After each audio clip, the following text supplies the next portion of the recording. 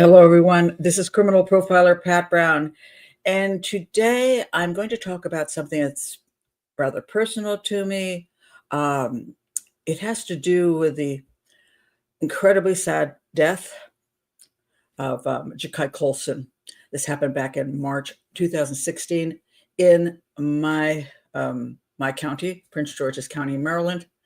And it also happened at the District 3 police station, which is where my daughter worked out of. So, and the reason I'm going to do this is because of some of the chatter, shall I say, from my recent video that I put out. And that video was this one. Did Buford Pusser take, sorry, did Buford Pusser murder his wife, Pauline? A profiler's take on the TBI, that's the Tennessee Bureau of Investigation, a profiler's take on the TBI determinations. And because, in case you don't know, if you take a look at the picture on the left, a famous, I think I don't know how many years it's been since that movie came out, Walking Tall, became a real popular movie about Buford Pusser and how he took down all the bad guys in Tennessee and ended up getting ambushed, and his wife on the right, Pauline, was killed in the ambush, and his face was shot off. And that's the way it's been for years. And there's a museum down there that people go to so they can see all about what he did while he was down there. And then you see in the middle a picture of the Texas Bureau of Investigation and the district attorney there, Mark. Is it Davidson? So I'm blanking here because I can't see it written there. And they just came out like last week and said, we have determined that Buford Pusser killed his wife. He was never ambushed. And they did this whole reenactment thing where they put heads, fake heads in cars and blew them, shot at them, and then they bursted with blood inside, red paint or whatever they had inside of them to prove certain things. And they said they would have probable cause to arrest Buford Pusser today and take him to trial. And of course, he's been dead for 50 years because he was in a car crash, God knows how long ago. So he's not around to defend himself. So the TBI came out and said, this is what happened. He is guilty. And so there's these two sides of the equation. Those who say, absolutely, oh, isn't this amazing? The Tennessee Bureau of Investigation solved a half-a-century-old case, and they're finally getting justice for Pauline, because her husband murdered her in a domestic abuse thing, and they're just thrilled.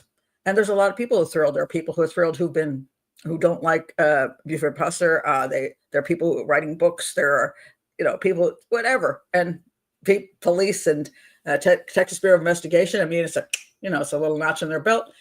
And then there's the other side who say this is a complete pack of lies, that they're making this stuff up, they're doing it for publicity, blah, blah, blah. So I looked at the evidence of what the TBI gave to the public, and I came up with my conclusions. And click the link below, you can go and watch my video on that. Now, I'm already hot. I wore the blue and black for police, right? But I got to take the black part out. Hot. Okay, so what I noticed along the way, along with the two different sides going crazy for whatever side they're on, I was on neither side. I never saw the movie back in the day. I did watch it right before I did the show, and I am very pro-police, but I'm also willing to stand up and say the police are maybe not correct about something, maybe even they shouldn't. A little crooked, maybe on certain circumstances. I never take sides in that. I'm not paid by anybody, and I do not have a book coming out on the case. So I try to be very objective, and so that's what I did. But one of the interesting things that came about, generally speaking, my video was well received by some and hated by others, and so as expected. But one of the things that came out was a lot of statements about police work, about how, this happened, that happened, and the police are crooked, or the police, they covered this up, or Pauline would never gone on that ride with her.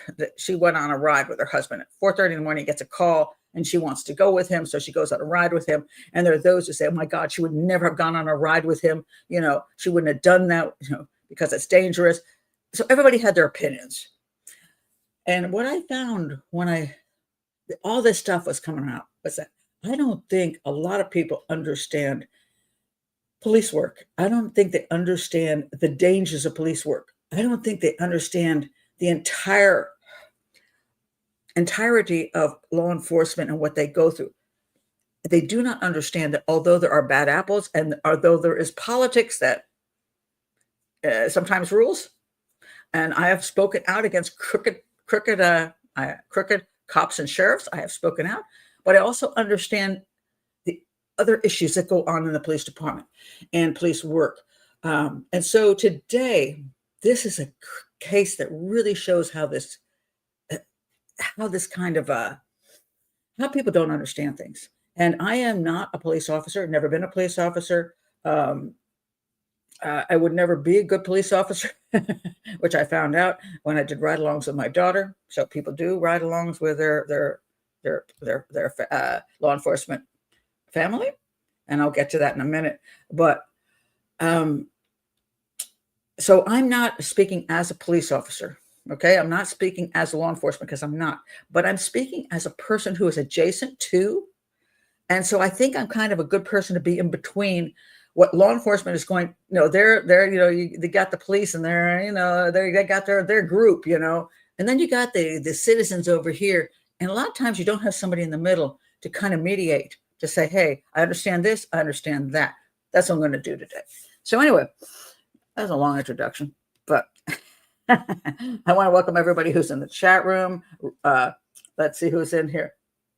Hubby is okay. Now you can't be distracting me. Hubby is smoking ribs. My backyard smells so good. So Texas Redhead is basically saying, I'm going to do statement analysis. I may not be here for your entire show, Pat, because that stuff out there is going to win today. I'm with you. I'm with you. I can see that would make good sense. So I've welcomed most people who have just come in. Oh, Dog's Discussion says, why don't they work on unsolved cases of people that are alive or missing, not people who are already deceased? Well, this is an interesting part with the Buford Pusser case. It's an old case.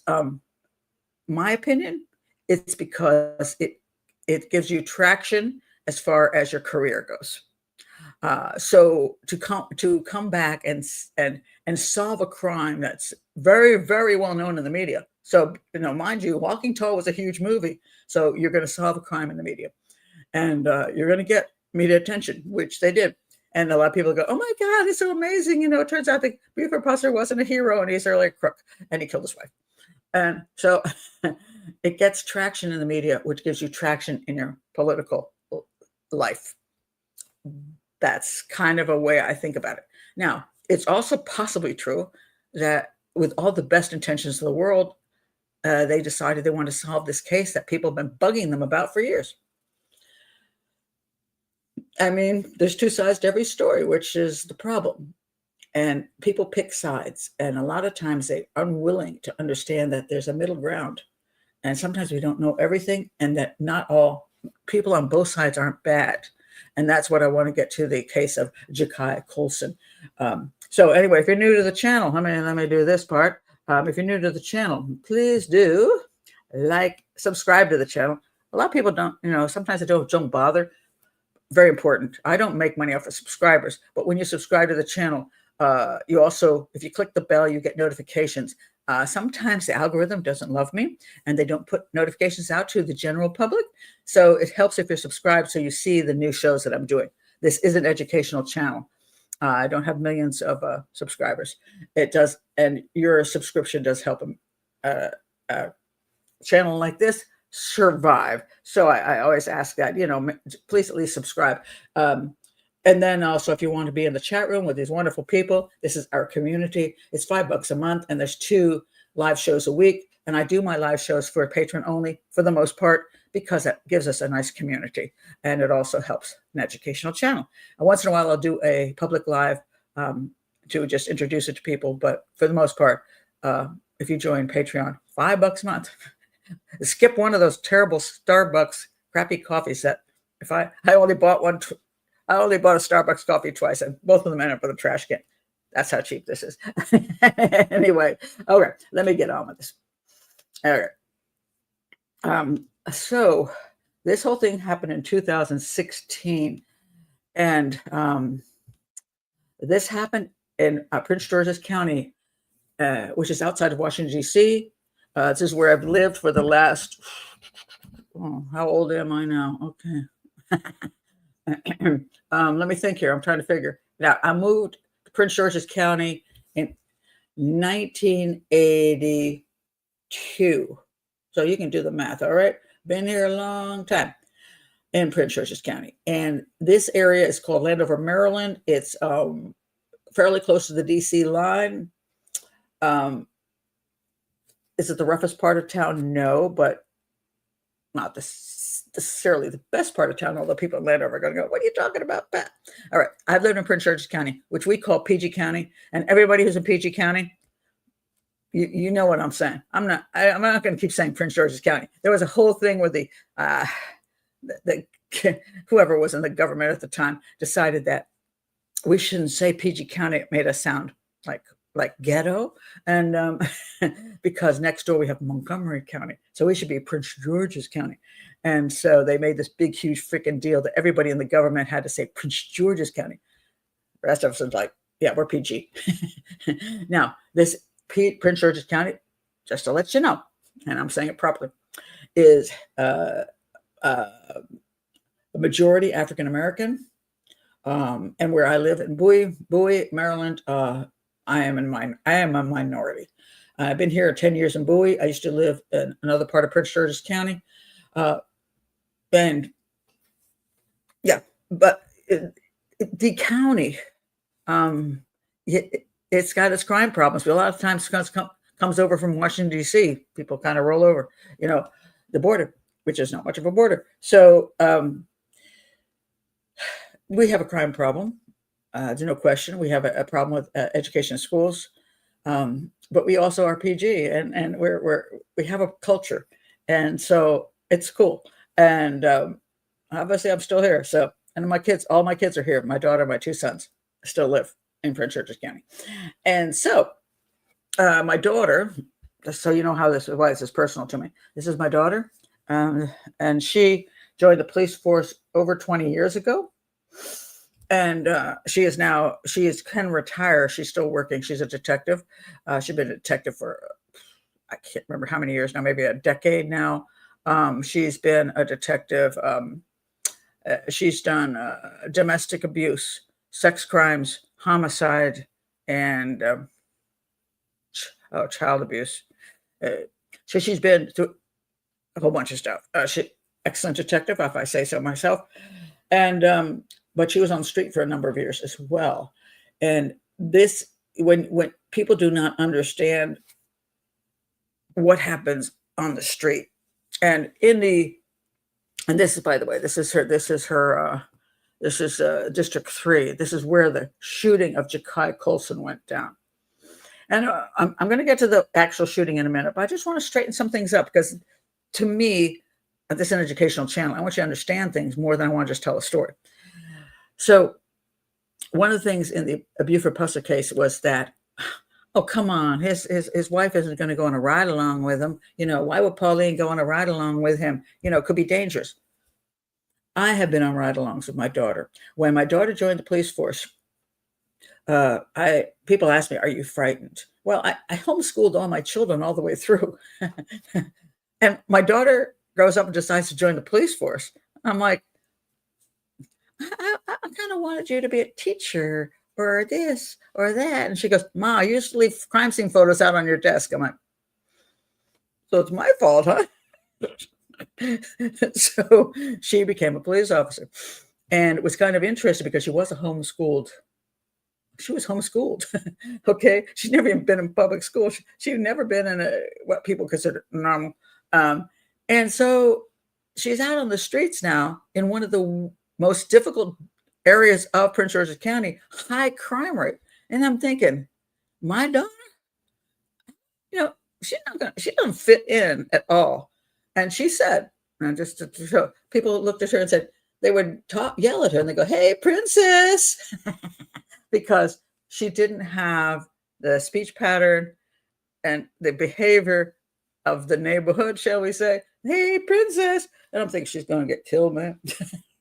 So anyway, but she was out there. And one day she said to me, "Hey, you want to go on a ride along, Ma?" I'm like, "All right." So I went on a ride along with her. And it was Friday or Saturday night, the worst crime time of the area. And it was, shall I say, exciting. I mean, she would jump out of the vehicle. She would handcuff people, push them up against. I was like, "This is my daughter." She was tough. I was like, I couldn't believe it. And I'm like, I found out I wouldn't be a good police officer. I'm not very aggressive. I do do better analyzing. I do good physical stuff. I'm like, whoa. But I was with her and I was able to get out of the car and people were like, "Who is that woman? Is she a supervisor or something?" Because I was just standing there going. Anyway, we went on police chases. They were terrifying. And my daughter was always the lead because she likes to speed. And so after one chase, we pulled into a 7-Eleven, and one of the police officers there were getting coffee, and he goes, "You riding with Jen?" I'm like, "Yeah." And he goes, "How was it?" I went, "Well, pretty terrifying, but exciting." He goes, "Yeah, I won't ride with her." So anyway, she did well on the job, shall I say. But one of the things that people don't understand because they don't do ride-alongs, and this is, I spring up this point to begin with because people don't understand what the police are doing out there. If you're working in a tough neighborhood, I mean, if you're working in one of these places that pretty much everything's really peaceful, you get a few little tickets out here and there, like you got your taillights out. you know, uh, People the cops who are out on the street are dealing with dangerous people. And the people in those communities usually do appreciate the police coming out because those people are in their community.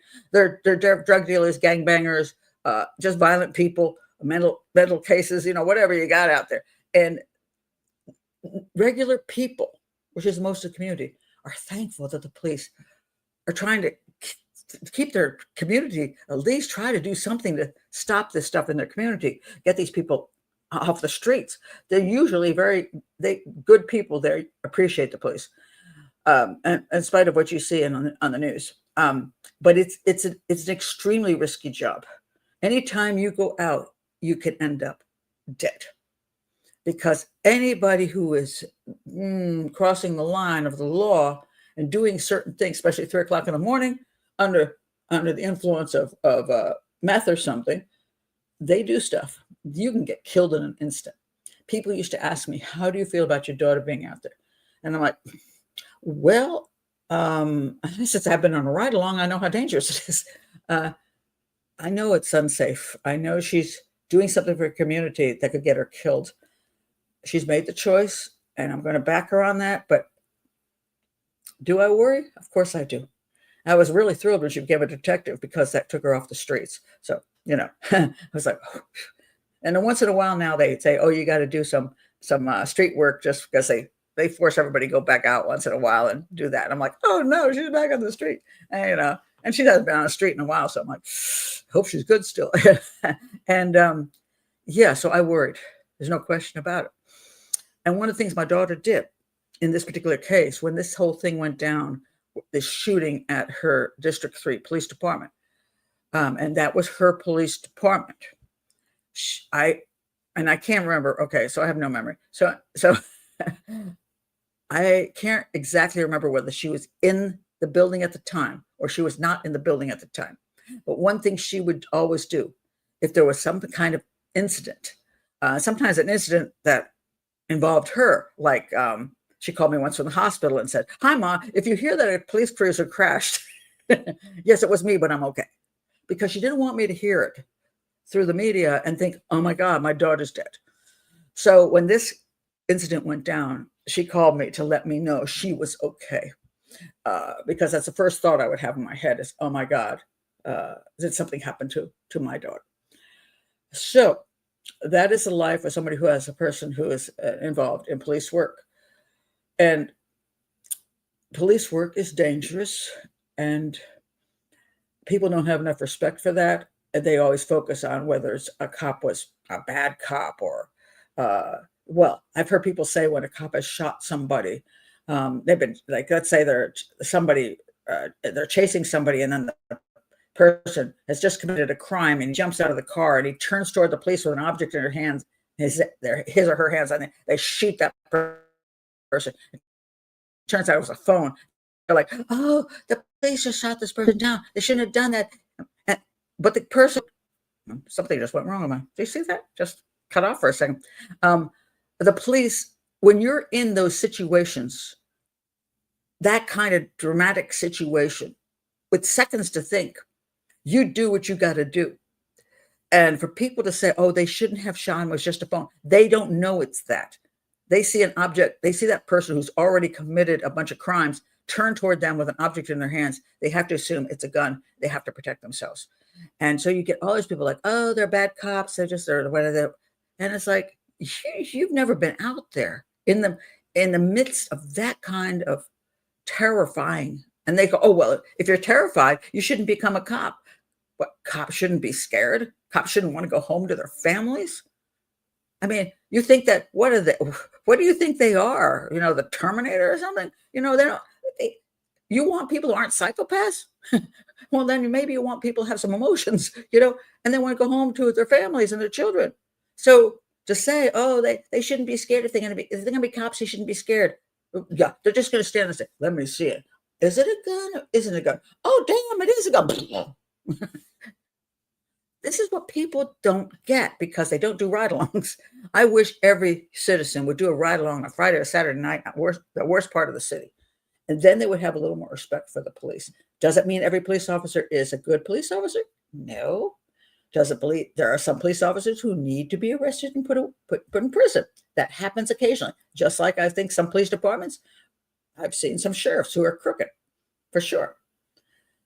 But don't paint the entire police department as a bunch of criminals and everybody's bad and all that kind of stuff. And we've gotten to a point in this country where I see so many people saying that. I just don't think they have any clue what happens, what police officers go through on a daily basis. They see the worst of society. And some of them are incredibly kind. Some of them really, when they're trying to deal with people, are very calm. It's amazing they can keep that calm. I know my daughter has fed a number of homeless people. She's like, yeah, that guy, he's not a bad guy. He never bothers anybody. We drop food by him. Or if he's selling something, we'll buy something from him. So there's a lot of kindness because they know who maybe the person's not, is not doing well. Maybe they're a drug addict or whatever, but at least they're not hurting people. So they try to give them a little help.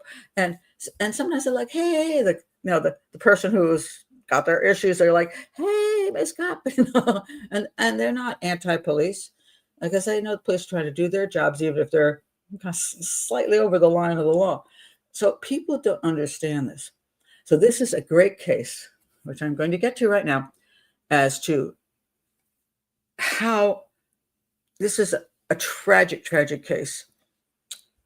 But it's been, the way it's been presented in the media and the way it's sort of been come across, people don't get what really happened. And so I want you to know what really happened, and I want you to understand it. So anyway, I want to just check some of your comments here.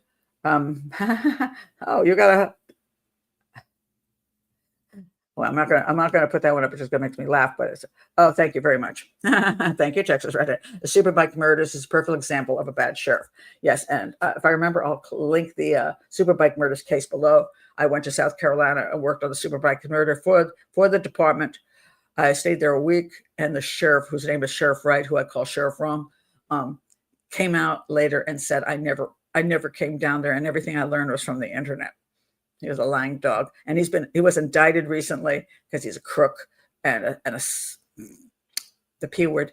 And yeah, he's probably a slap. I think he's getting a slap on the wrist because he said, oh, he's just gone religious and all that crap. And he basically the Superbikes murdered 4 people murdered in a motorcycle shop. And I went down there and I identified to them the person I believe did it, and they had already screwed that case up really badly. But anyway, later on, there was a serial killer down there, Todd Kolep, and they caught him for serial homicides. He was a serial killer for sure. And they made a deal with him, and my opinion, they made a deal with him to get out of the death penalty by confessing to the Superbikes murders. So he did, by giving information they said that only the police and the killer knew, but it was a lie because I have the autopsy reports. And I'm like, no, what he said happened never happened. He said everybody is shot in the forehead. All 4 people are shot in the forehead, and none of the people are shot in the forehead. I tried to take that to the media. The media was already happy with their Todd Kolep story. So yeah, there's crooked people out there. And so, yeah, so I've never been one that is like 100%, I mean, I respect law enforcement, and I want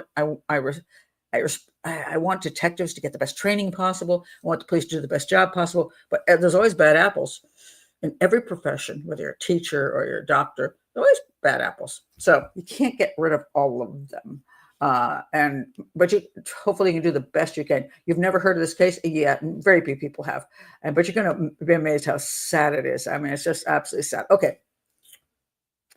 So I'm going to talk about it now. All right. So this is what happened. So in March of 2016, let me pull this up. These 3 men, this is fact. Okay. This is Michael Ford. He's 25 years old. He decided he wanted to commit suicide. And so, suicide by cop. I don't know why. His family tried to claim later he was schizophrenic. I don't know. There's a whole bunch of criminal history here, which yeah. But anyway, so this is Michael Ford. And so he said, hey, I'm going to kill myself up. All right. That's cool. Sure. And so he told his 2 brothers they should film what he's going to do so they could send it over to this hip hop channel. And I don't get a lot of publicity. I don't know whether he just wanted to go down, in history. His brother's like, cool, man. So you'll be dead, but we'll get your shit and we'll get back. Great brothers, you know what I mean? So after he told me he wanted to do this, they didn't call the police. They didn't try to stop him. So, it's funny because the mother of these 3 is like, oh, so what happened was so sad. You have 3 completely garbage children. And I'm not sure which is more garbage. The guy who wanted to commit suicide by cop and maybe take half the police station down, or the 2 brothers who were going to film it, Who kind of brothers are they anyway? You're supposed to have your back, but not put a bullet in it. You know what I mean? So, but I guess they were going to make some money or something. I don't know what they thought they were going to get out of it. So there's actually the creepo here on the left, Michael Ford. Let's see if I have a picture of that. What did I do with it? Yeah, here he is. So that's a terrible picture. It's very, very dark picture. But anyway, he's in the car here and they're actually doing it. They're filming him at this point. And he's like, yeah, this is what I'm going to do. This is what I'm going to do. And then when he's in the middle of this shootout, they're like, yeah, that's my brother. So, and this is they're actually filming this. So this is when you talk about some things that go down, they're so bizarre. You just can't even believe that this would happen. This is what happened. So he got this whack job and his crappy brothers. So it says here, he wanted to kill himself by staging a police shootout. And he was sent. He didn't get killed. He got shot by Jacai Colson. And so Jacai Colson did manage to take him down. Okay, Jacai shot him. And so he later on, when they went to trial and all that, he got 195 years in prison. All right. His brothers, Michael Ford, one of his younger brothers, Michael Ford, back to these guys. Michael Ford got his younger brothers to film the moment he was supposedly to take his own life by falling in the line of fire. But that's not exactly what happened.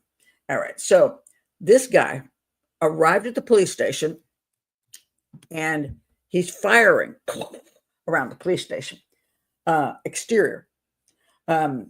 He shoots the police station exterior. He shoots at 2 passing vehicles, plus an ambulance. Okay, so he's shooting at cars and he's shooting at the police department. So now the police, they're coming in to try to stop this guy because he's going to kill somebody. Now, he claims later, um,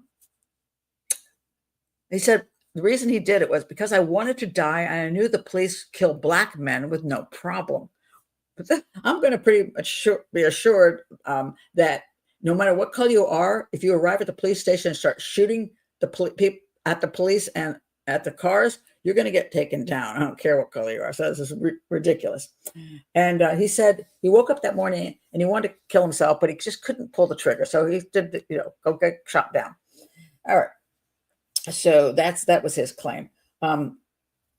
If true that the incident was staged to carry out a suicide wish. Now some people believe, and some of the police believe, that this was a lie, that he was planning to shoot down a lot of police.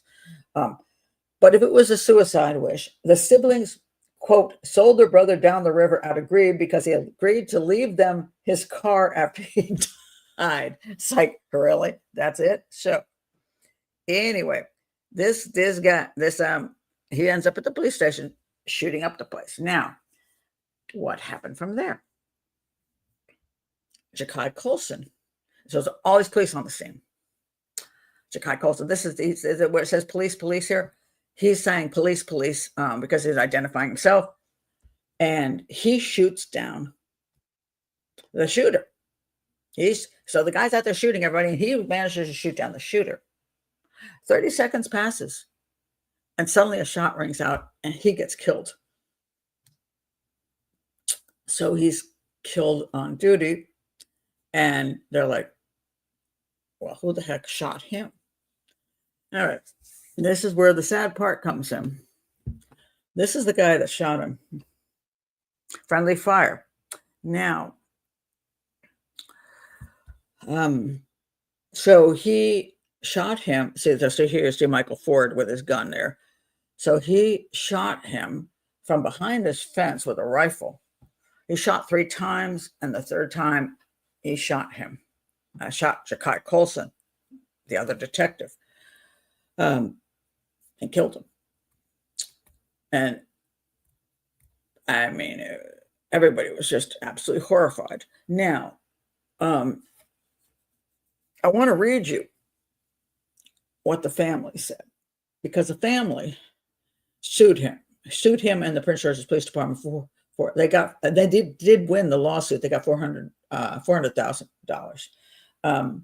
But I want to read you what the family said. Hold on a second, I gotta find it. Is it here? Okay, where's the family? Hold on a second. I want to get what the whole family statement is. Okay, the family. This is a statement from the family. And a family loses. Jacai Colson was a great guy, as far as anybody knows. A wonderful man, great police officer, great detective, nice guy. And here's another picture of Jacai. I mean, just what can you say? Nice guy. Everybody loved him. So here the family has lost this wonderful man. So they say this.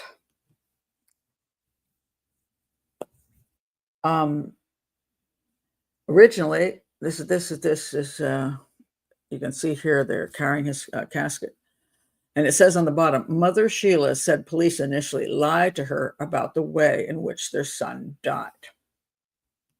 That he died by being shot by a fellow officer. James and Sheila Colson criticized authorities for not seeking criminal charges against the officer who killed their narcotics detective's son, who was a 4-year veteran. He was taken to court. He was found not guilty, which they're not happy. They thought was he should have been found guilty. And then they did a civil lawsuit and they got $400,000, which is kind of the way things go. They thought he should have been found guilty and put in prison. She and her husband accused police officials of lying to them about the circumstances of their son's death, misleading them to believe he was caught in crossfire. Now, there were something like, I'm trying to remember, 28 shots fired. So it was mayhem. And this is something I want people to understand. Everybody always, the Monday morning quarterbacking type thing, where you're not there bullets aren't whizzing around. You're not in the middle of what's like Desert Storm, you know what I mean? It's like you're sitting there going, "Oh, I don't know why anybody could screw up. Why would anybody make a mistake, do something that ended up in the death of another police officer?" Yeah, because you're not there. And if you go on a ride along and you see the level of, I don't know. Sometimes when I was in some of the police chases or just jumping out of the car and seeing the behaviors, your adrenaline is like off the charts. And if somebody had shot within seconds, you know, you lose, your mind goes completely crazy. And people think, oh, because you're a police officer, you've been to the range and you do all these training things, that real life, if you actually, it happens in real life, suddenly you're just Rambo, you're not. Because most police officers never shoot their actual weapon during their careers because they don't have to, thank God. But sometimes there's that moment in time when there's like, you have almost no time to think and you have to do something. And people will tell you, they go into this surreal kind of whole thing goes just crazy. Whether people do well under those circumstances or they don't, it's just sometimes you don't know till you're in it how you're going to react, and whether your shot's going to be good or whether you just don't know. And so much as you've been a police officer and done all kinds of other stuff, when the bullets start flying, it's another world, and people haven't been there. They need to stop saying, oh, well, why didn't they do this and why didn't they do that? You weren't there. So anyway, these are grieving families. So of course they always want somebody to blame. So they said they thought that he got caught in a crossfire, but then they found out that that he actually shot Jacai Colson. All right. They said not. So this goes in the media. So this is what people say. Not once did I get an "I'm sorry" from this police officer. Not once, she said, fighting back tears. To this day, no one could give me an explanation for why my son was shot. But that's not true. The explanation was pretty clear. Why didn't he apologize? It's possible that he was told not to speak to the family because that's what lawyers always tell you. Just don't apologize, because once you apologize, that's going to be an admission of guilt, blah, blah, blah. I don't know why. And I also don't know if it's true. So this is what's in the media. So they're saying that, he shot my son in cold blood, and he wasn't caught in crossfire. He shot him down and he didn't get charged. So it said here, so let me go a little further. I'm going to try. So the grand jury declined to indict him on any charges related to Colson's shooting. And so he had worked with Colson to get in a narcotics unit, and they were seated at connecting desks. Okay. This was a big issue for the parents. They're like, you knew him. And the answer to that is yes, he did know him. They were friends. So what the heck? So 28 shots were fired. By the way, that's what they said, 28. Anyway, now trying to find the rest of what the family said. Hold on a second. Where'd it go? The family said, okay, here. Ford's attorney. No, that's not it. I'm looking for what the family said. Hold on a second. It must be in the next one over. Hold on. Let me find it. Because, and maybe it's the vigil. The family said basically that they could come up with no other explanation for why this man shot their son than a racial issue. And I'm trying to find the exact words here so you can see what it says here. Okay. The shot that killed Colson, Jacai Colson, was deliberate. There's no question about it. He deliberately shot through this fence and killed Jacai Colson. It was deliberate. It's absolutely true. It was deliberately aimed at him by another police officer. No question about that. And the family, I'm still trying to find this, what the family said here. Okay, maybe it's in the lawsuit area here. Um, mm, mm, mm, okay, here we go. Here's the family, what they said. Let's be clear. Jacai Colson survived a gun battle with Michael Ford, the bad guy, right? This is what Colson's father said. He retreated and ran for cover. So he was like fighting, and then he retreated. And then other police officer shot him. So he's killed recklessly by this guy. The Colson family alleged their son did not match the gunman's description. Okay, so let's look at Jacai. This is Jacai, and where's the gunman? Okay, so that's Jacai, and the gunman looks like where's the gunman? Here we go. Okay, gunman is this guy. All right, so that's the gunman, and this is Jacai. All right. It says their son did not match the gunman's description. Now, mind you, you've got a guy who's running around outside shooting at whatever. What kind of description do you think they gave of him? How accurate a description? They probably said he's black. I'm going to be honest. They probably said he's black, has a beard and a mustache. He's got a little beard and a mustache. Okay, so that's probably all they got.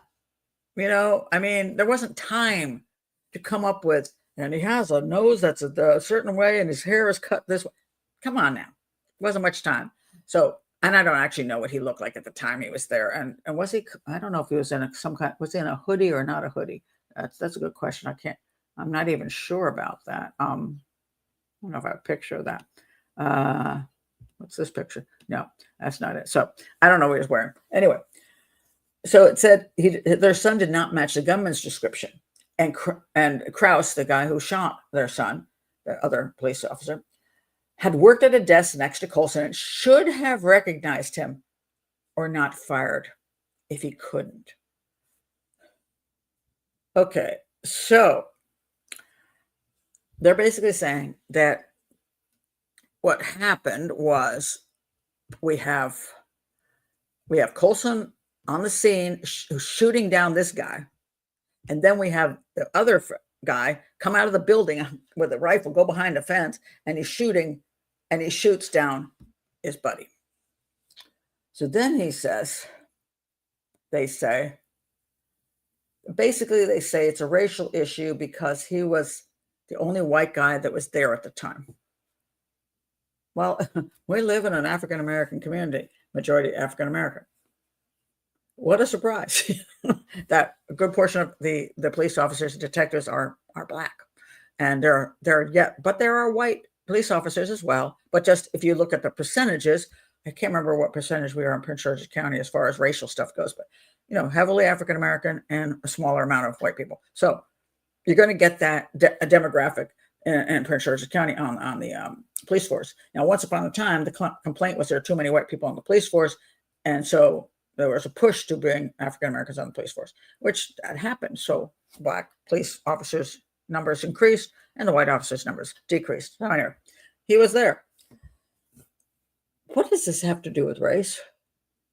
It makes zero sense. So let me tell you what really happened. And this is why you have to be careful of what you hear in the media. Why was he found not guilty? What actually happened? Why did he shoot the guy? He knew what the guy looked like. He worked with him. Why would he shoot him? What was wrong with him? All right. Here's the real story as to what happened.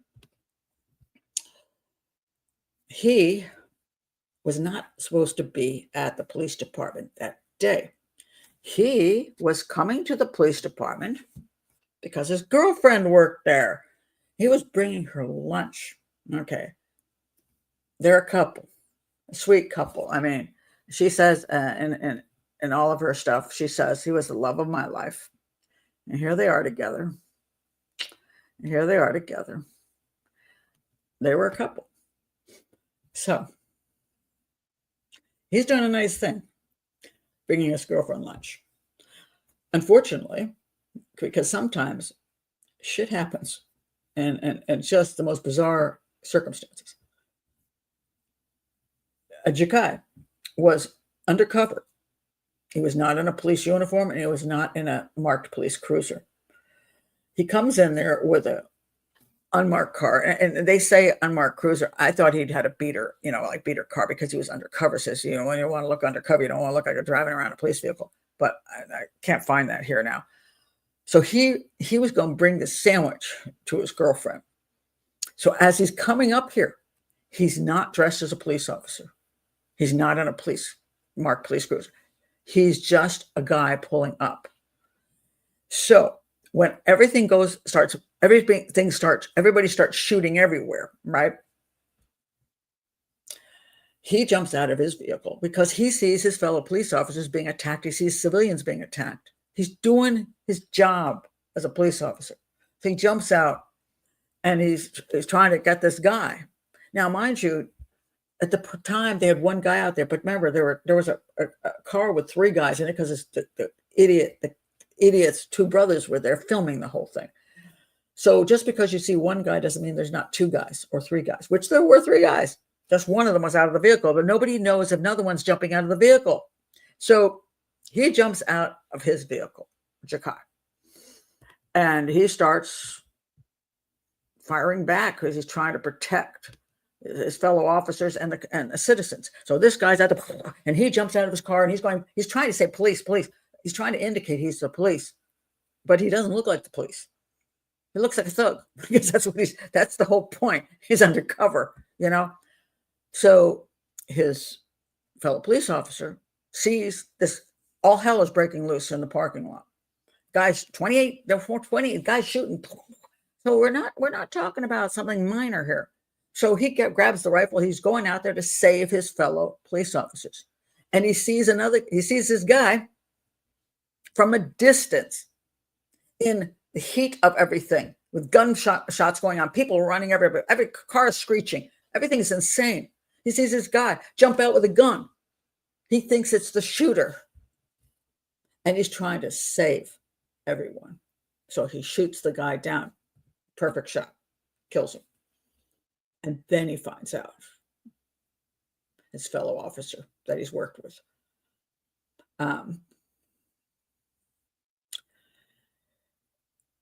To be cruel to the man who was doing his duty as a police officer, trying to stop a threat, to be mean to him, I think was horrendous. He was totally destroyed by this. Destroyed. He lost a friend. He killed a friend. He killed his career. Killed his reputation. I don't know what's happened to him. He doesn't work, obviously, the police department anymore. I don't know where he is.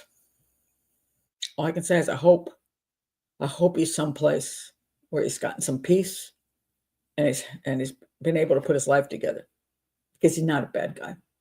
He's absolutely not a bad guy. And it was a horrendous freak situation.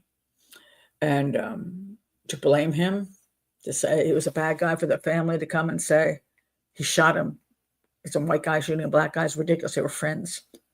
But from a distance, in the middle of heat of battle, where the offender is actually black, and you see the guy jumping out of a beater car or whatever he is driving in regular clothes with a gun, you don't know. You think it's him. I mean, I wasn't in his shoes that day when he shot his fellow officer down. There's seconds to think. If he had known it was his friend and fellow officer, do you think he would have shot the gun? Of course not. What, you think he actually premeditated and decided, I'm going to take out another fellow officer? That's ridiculous. To even think that is outrageous. It was a horrible coincidence that he showed up without a police cruiser in civilian clothing, or maybe even worse than civilian clothing. Thug. I don't know what exactly he was wearing, because he was undercover. He was an undercover narcotics agent. He happened to show up to bring the stupid sandwich to his girlfriend. Now, the fallout from this. So the fallout is that this man has to live with this for the rest of his life. Again, a lot of hatred coming at him. He lost in the civil suit. I don't know if he had to pay some. I don't know whatever happened with that. I don't have the details of what the Prince George Police Department was sued, and he was sued. And I know the $400,000 payout. I don't know who paid it, how that would work. I don't know where he is today. I just send prayers to him and wish him the best, because he didn't do anything that was wrong, really. I mean, it was an unfortunate, horrifying accident, essentially. You can call it a homicide because it's a homicide. A homicide is when you get shot by somebody. You get shot, and it's not self-defense, which it's still a homicide. When you get shot by somebody else, it's a homicide. Why it was a homicide? Homicide is not necessarily a murder. He didn't murder his friend. He didn't murder his fellow police officer, but he did shoot him. And he was shooting in self-defense of the other people. And it just was unfortunate that turned out that Jacai was not the offender. So, sorry. So anyway, the other fallout, this woman, let me say a little bit about her. They did a show on the fact that after Jacai was killed, they honored these 4 police officers, which oddly, I thought there were no other white people there. So what the heck? Where are these white people coming from? There's 1 black guy and 3 white people. What?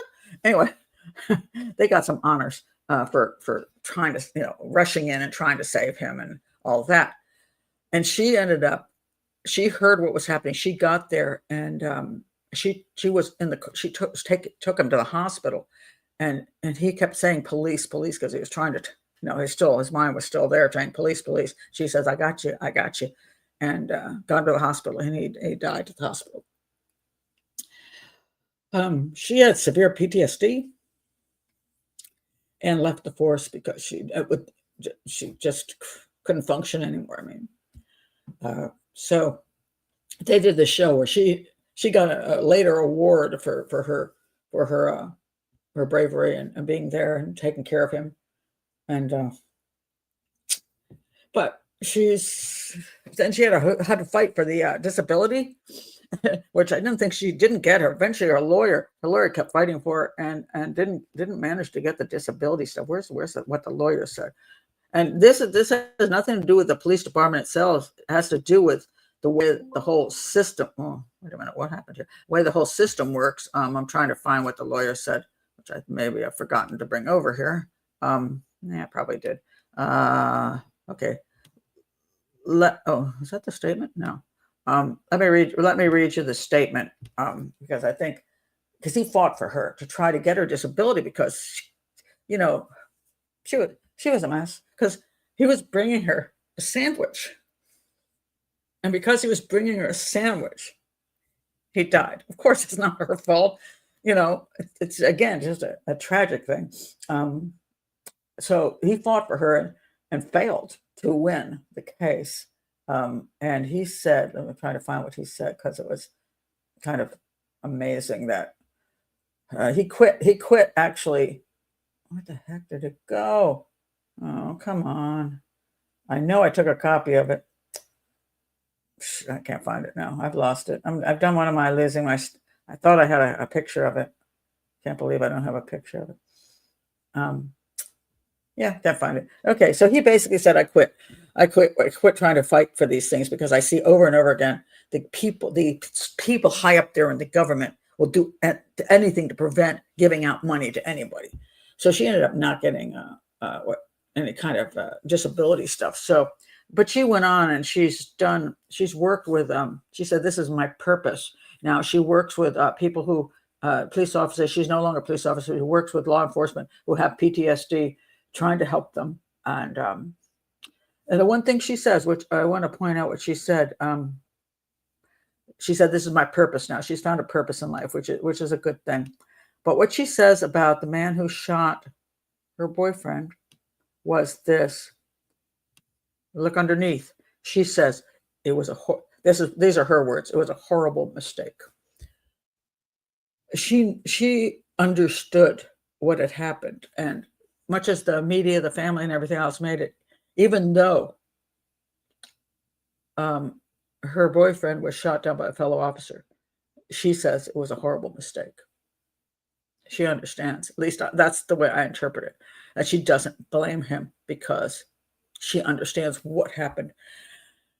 And this is the kind of thing the police go through on their jobs on a regular basis. Every day they leave the house.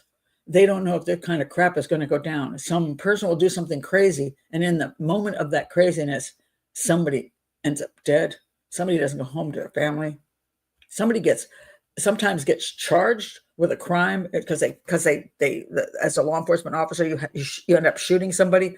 Then you end up in prison because the country is saying, oh, you killed that person, you didn't have any right to do that. And then you're raising a family and you can't go home to your kids. Your kids lose their parent. The parent's in prison for 10 years because somebody's decided, you shouldn't have shot the person, even if the person was shooting at you. That's what a police officer goes through every day of their life when they go out in the streets. So I think people need to understand and appreciate what law enforcement goes through.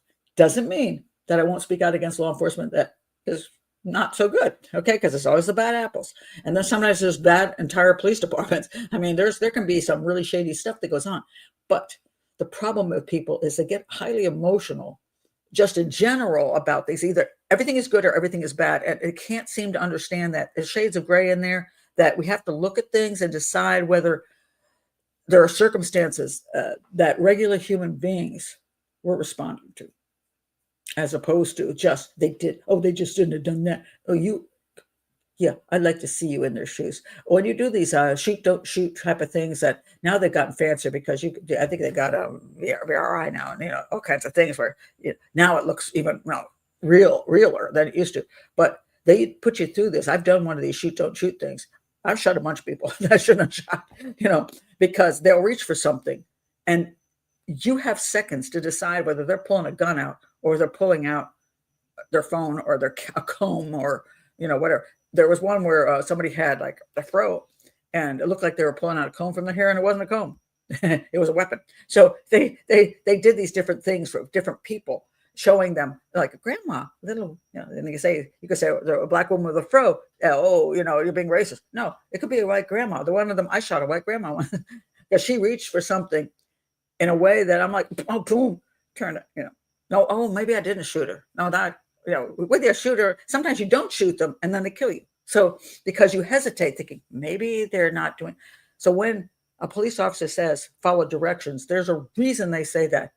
So when they stop your car and they come up to your car, you better have, I put the inside light on, put your hands at 10 and 2 and don't move quickly for anything.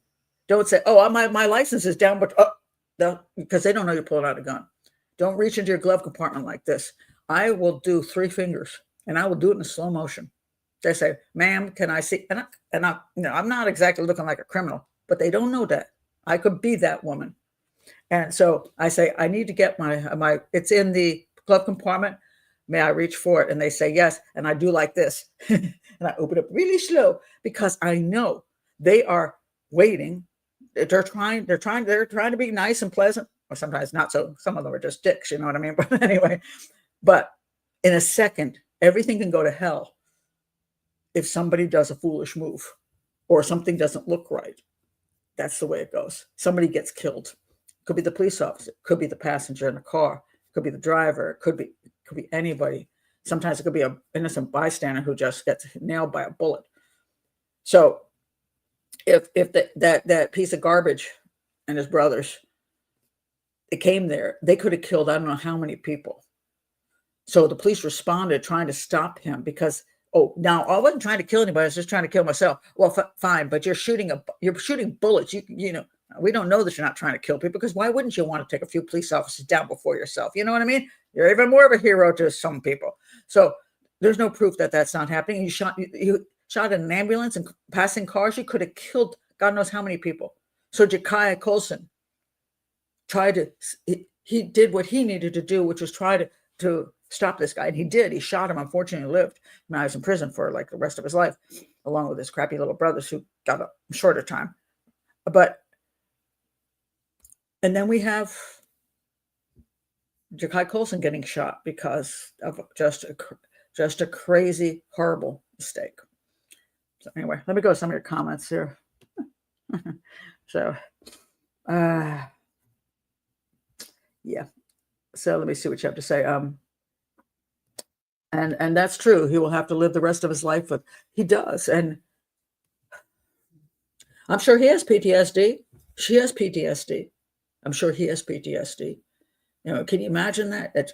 I don't know how you live with it. I mean, even if it's a mistake, and even if some people don't blame you for it because you thought you were taking down the shooter and saving lives. Still, you wake up every day and you think about it. I feel so bad for that guy. Just feel so bad for him. That is true. Real life police work isn't like on TV. Well, good TV will show it, but yeah, the thing is, we're not there to experience it. And until you're there to experience it, you haven't got a clue what it is like, and life and death situations. And yeah, you're just not there. So their physiques are very different. What are you talking about? If there's a guy out there in a distance, you don't have, and there doesn't, and also when Colson was shot, it could have been another guy. There were 3 guys there in a vehicle. Just because there's one shooter doesn't mean there's not 2 shooters. The fact is, the guy's jumping out of a vehicle looking like not a police officer, and he's got a gun in his hand. You don't. What are you going? Oh, let me check his physique out. I think he's 20 pounds heavier. Jesus, that's the problem. I'm sorry if I mean Felicity. I'm sorry, not you. Who was saying this? Clarissa. Clarissa. You in a world where you had time to think, in a world where bullets weren't flying, in a world where you didn't know if there was a second shooter or not, where you wouldn't know if there's a second shooter, in a world where you had all this time, yeah, you could say, oh, he looked different. But when you don't have the time and the distance it's a reasonable distance, all you see is a guy jumping out of a vehicle with a weapon shooting, and he was shooting, mind you. You don't have time to think. So that's the problem. Okay. Recognized him, maybe not shot if he couldn't identify. If you're shooting, if a person is okay, they had a person out there shooting and trying to kill people. Do you stop to say, is that the right guy? I know he's got a gun in his hand and he's shooting, but is he the right guy? I mean, you don't have that. That's what doesn't happen in real life. And of course, if he recognized him, he wouldn't have shot him. He wouldn't say, oh my God, that's Jacai. No, he thought he was the shooter, or a shooter, because there could have been more than one. He didn't see a police officer. He didn't see a guy dressed as a police officer. He didn't see a guy getting out of a police cruiser. He had no clue that he was a police officer. All he saw was a guy with a gun shooting people. This is, again, in real life, this is, you could sit here in your own house and say, well, I wouldn't have shot him. I would have decided whether he was really there's no time for that. Absolutely no time at all. You can't, it was a horrible, tragic mistake that could have happened to anybody. I know anybody could have been the one to shoot Jacai down because they wouldn't have known it was Jacai. It's just the way it is. And Jacai was trying to identify himself, but I guess he was not heard across everything else. It's unfortunate. But if he had jumped out of the vehicle wearing a police uniform, it might have been different. If he had been jumped at least out of a freaking cruiser that looked like a cruiser, it might have been different. But he did, he shot And you know, you can't, from the angle you're at, you can't necessarily see. Jacai Colson was shooting. He shot somebody. Now happened to be the guy that was happened to be the bad guy. But from whatever place you're in, you're seeing somebody with not dressed as a police officer, looking like possibly the offender, shooting somebody. You want to take the guy down before he kills more people. It's just not. Oh, what happened to the brothers? Okay, those brothers. One got like 128 years. Another one got like 20 years. Another one got 15 years. They got, and the claim was, oh well, they didn't actually shoot anybody, which is true. They didn't. Let me see if I can find you the information on what they got charged with. The three brothers. Three brothers. Here we go. The three brothers. What did they get? They faced murder charges. They did. Let me see the final. I'm trying to find the final. I think this was it. He got, okay. So if you go back to the three brothers, who I 100%, this is where I say when I said who's responsible, these three brothers were responsible. That they to me are the only ones responsible for the death of Jacai Colson. Because none of this would happen if this piece of crap hadn't started shooting up the police station. And these two pieces of crap hadn't taken him there and were filming it instead of letting people know that this guy was dangerous. These are the culprits. These are the offenders, not somebody who was trying to save lives. It happened to have this tragic error that occurred. So this is what I blame. All three of these. He got 195 years in prison. And let's see, what else did they get? He got 195. Then Michael Ford. Okay, but this is Michael Ford. That's what he got. And then let's see, he got 20 years. He got 12 years. And their lawyer just basically said, well, they didn't actually shoot anybody and they were only filming. Yeah, okay. They brought him to the scene knowing he was going to kill people. They're accessories.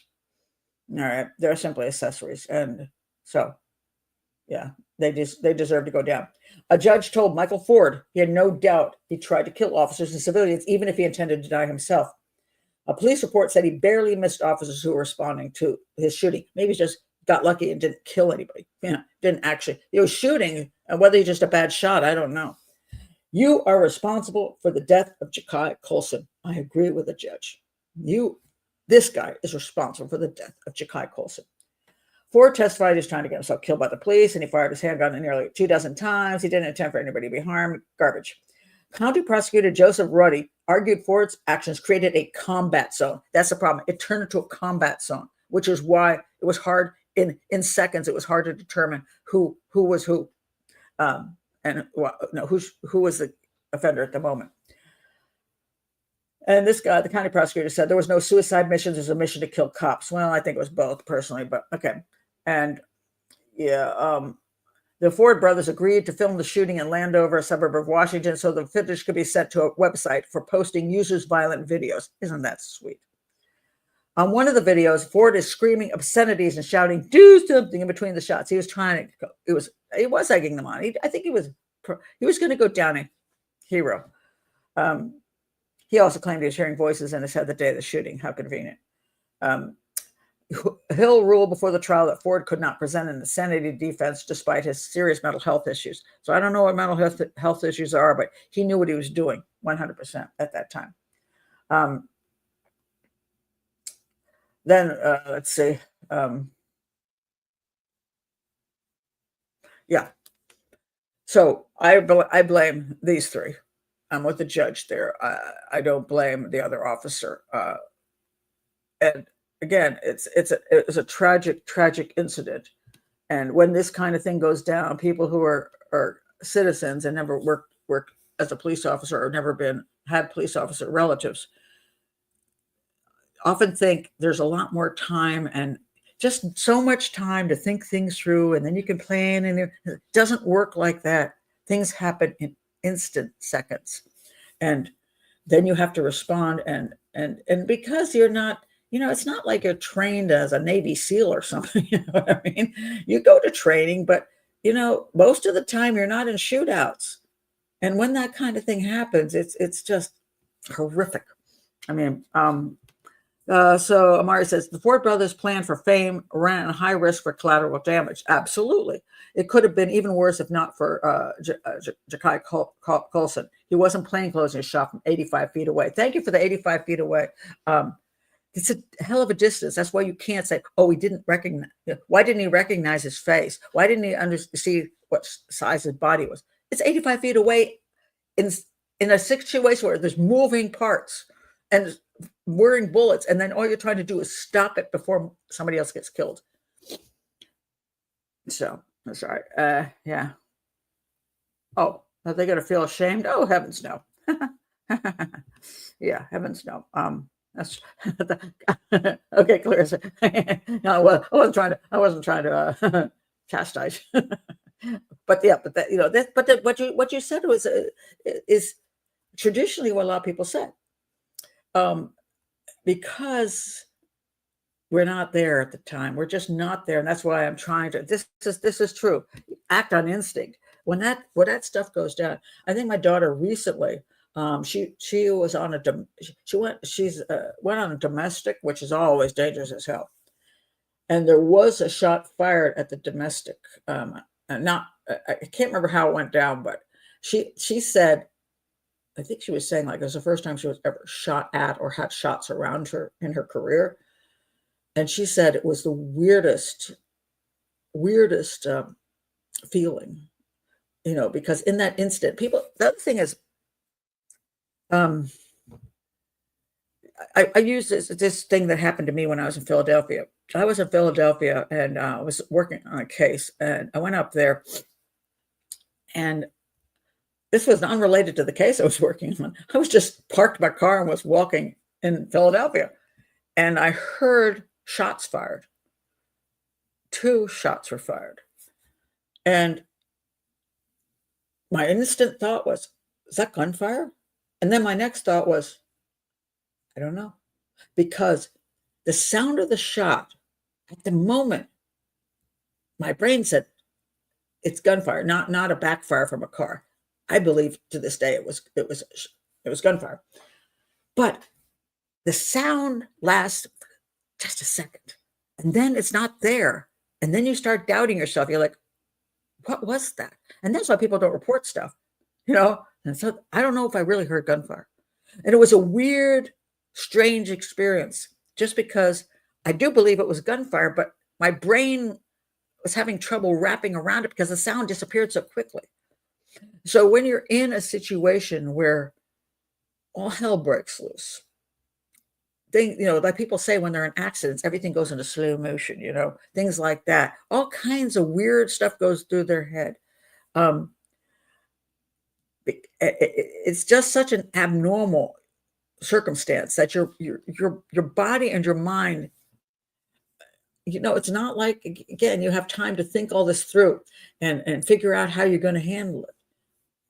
And it was just, unfortunately, if Jacai, who was an undercover narcotics agent looking like a guy who sells narcotics, just hadn't wanted to bring a sandwich to his girlfriend, he'd be alive today. However, I'll also say this. He took this guy down. Maybe if he hadn't shown up, he would have killed 4 of the police officers.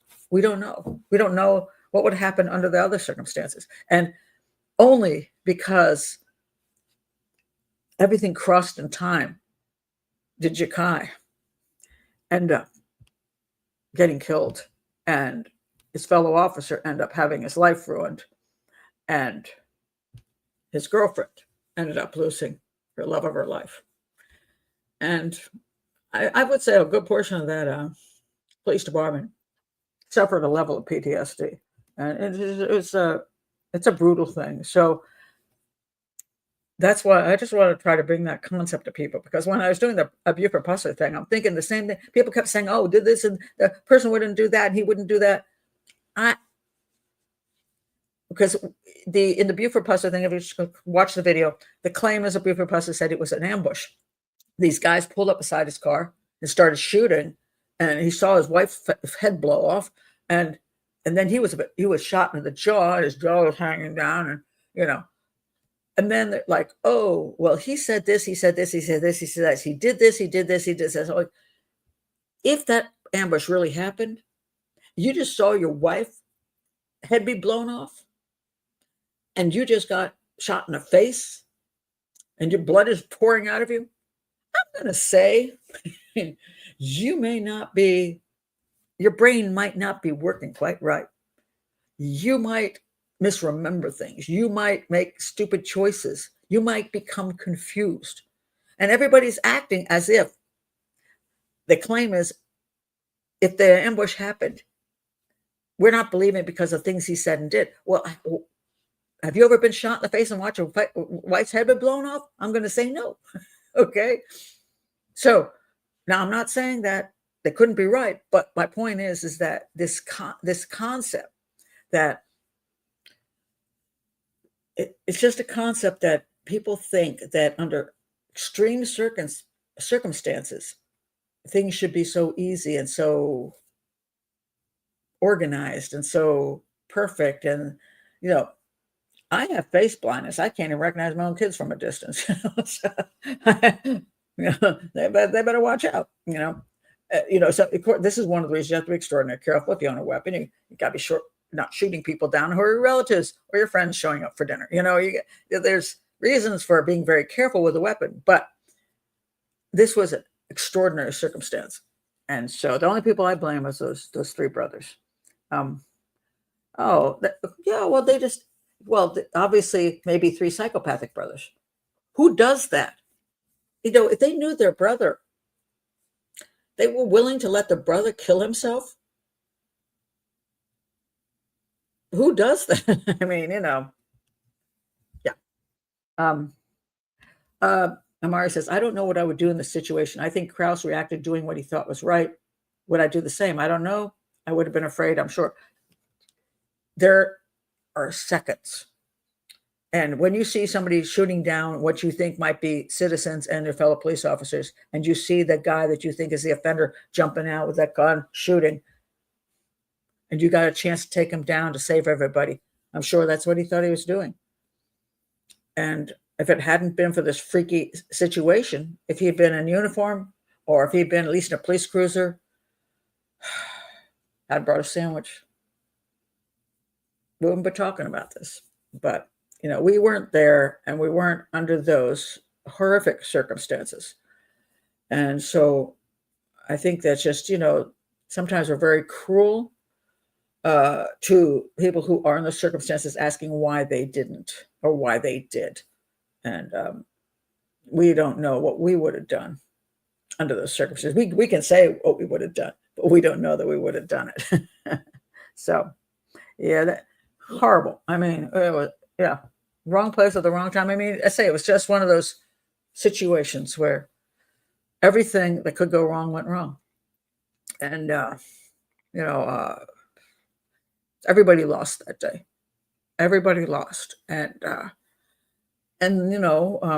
my daughter was continuing to work the next day, and people, as I said, people ask me, "Are you afraid for your daughter?" And I'm like, "Well, I try not to think about it too often because it's scary." And the Freddie Gray incident, for example, in Baltimore, Freddie Gray incident was where the man was died in the back of the police van, and they arrested I forgot how many they arrested. It was a bunch of police officers, and it became a big race issue in Baltimore that Freddie Gray he was black, so there was this whole thing that they didn't care about him, and they purposely killed him off with the ambulance ride or the police van ride. But one of the people they arrested was black. She was a black female, and she had a child. And when I saw her, she didn't do anything. I mean, she was. I think she helped. I can't remember this. A long time since I've seen the story. Maybe she helped cuff him or something and help put him in the van. For that, she was charged with. I'm going to look that up right now, just because I can. Let me see what she was charged. And after that happened, I was so worried for my daughter. I'm like, what happens if that happens to my daughter? Because somebody decides that. So Freddie, let's see what it is. Okay. 6 officers 6 officers were arrested. Freddie Gray was arrested in 2015 for allegedly possessing a switchblade knife. This guy was a constant thorn in the side of everybody in the community. He was a pain in the butt. He was a problem. He was an obnoxious fellow who always got arrested. He was arrested so often that he should have been one of those people that a lot of times when people have been arrested a lot, when they see the cop, they'll go, "Oh, hi, officer." So, okay, put my hands behind my back. Well, they just figure they're going to roll down to the police station and they'll get out later. They usually cooperate. He did. Freddie Gray was a pain in the ass and never cooperated. The arrest ultimately led to charges against 6 officers involved, although all charges were later dismissed for lack of evidence. And one of them was this woman, and let's see who the woman was. The state's attorney was Marilyn Mosby, who I always thought was a piece of crap. Anyway, I don't like her, so she's no longer state's attorney. So, thank God. Let's see the police officers. The woman was Alicia White, age 30.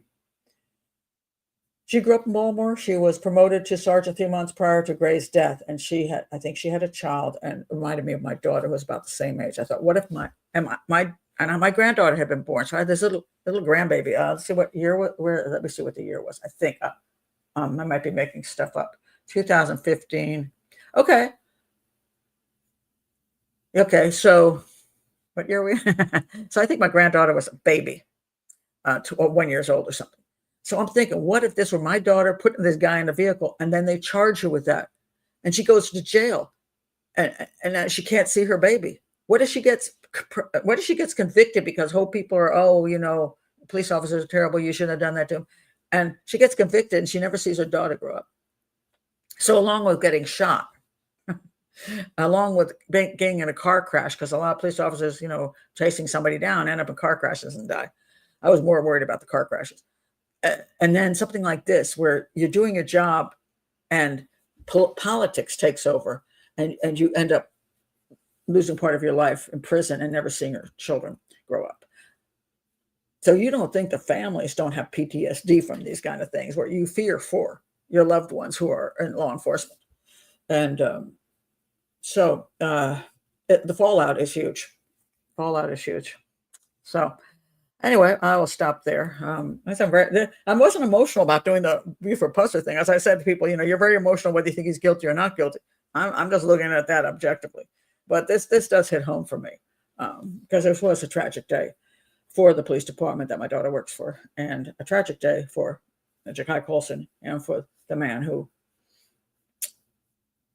ended up having his life ruined. I just hope he's someplace and realizes, not everybody hates him, and that Jacai would newer hate him. He would understand what happened, and I hope he's living a good life. That's all I can hope. So, yeah. Yeah.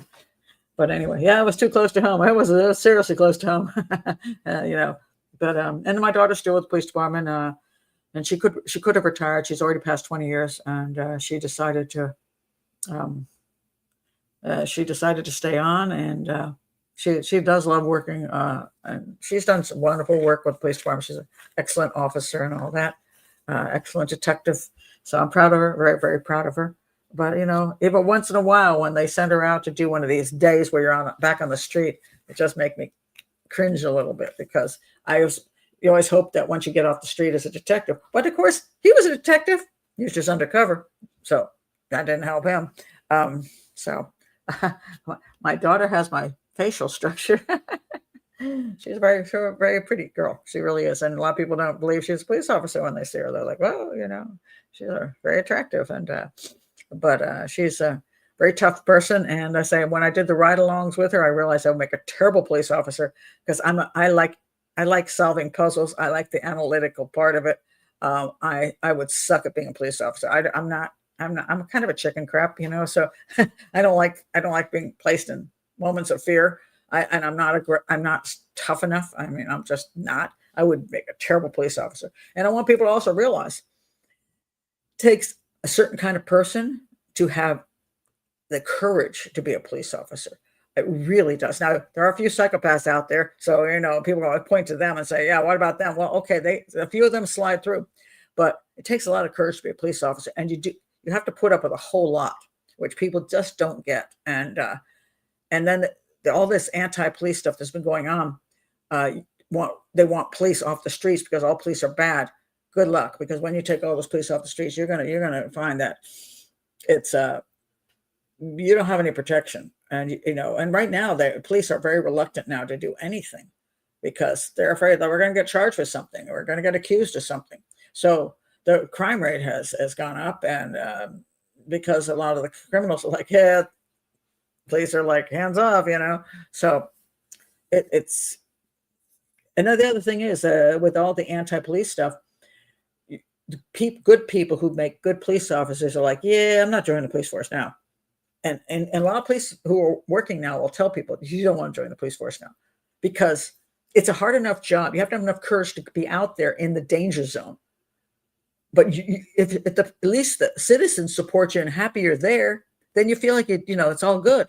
But if the citizens won't even support you, if they're antagonistic toward you, if the district attorneys are antagonistic towards you, if you've got politicians that are antagonistic towards you, it's not worth the risk. So we are getting the police departments are having a hell of a time getting new recruits.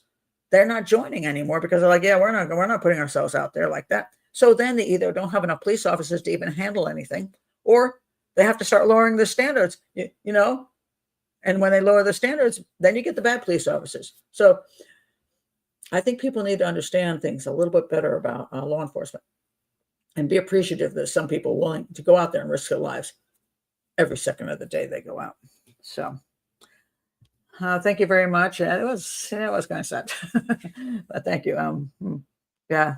So I will enjoy the rest of my weekend now that I've done this. I'm going to spend the day with my granddaughter tomorrow, taking her to art class, taking her to table tennis, because I got the surgery for my eyes.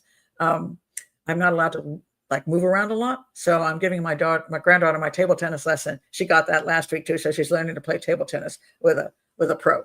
So I have a coach, and it was really cool to watch her because he's really good at teaching her. So she's going to get that lesson. She's doing her art lesson first. Then we're going to go get sushi because she always makes me spend a lot of money instead of getting Taco Bell.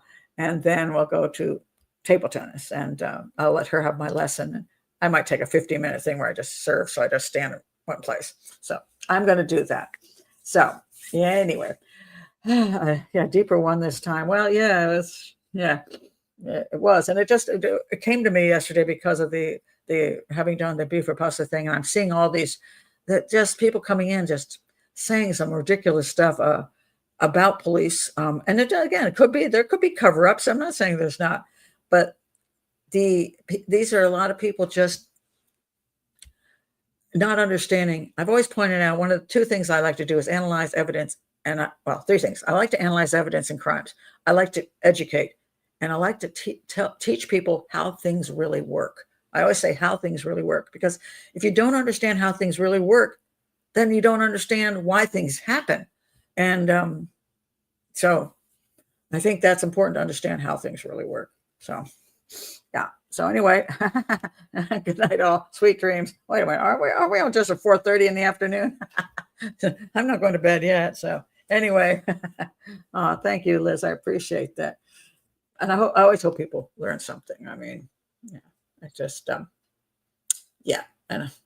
that's all I can say. All right, so I'm going to stop here. If you're new to the channel again, please do subscribe. It helps the channel keep going, and click on the link and join Patreon if you'd like to be here with these wonderful people. It's nice to have a community of people who get to know each other, and I get to know them, and they get to know me, and it just makes it's nice. I enjoy the community very, very much. So. Yeah, it's. I think that one took a little bit more out of me than I thought it would. Because usually I don't do these kind of what feels like a personal case to me.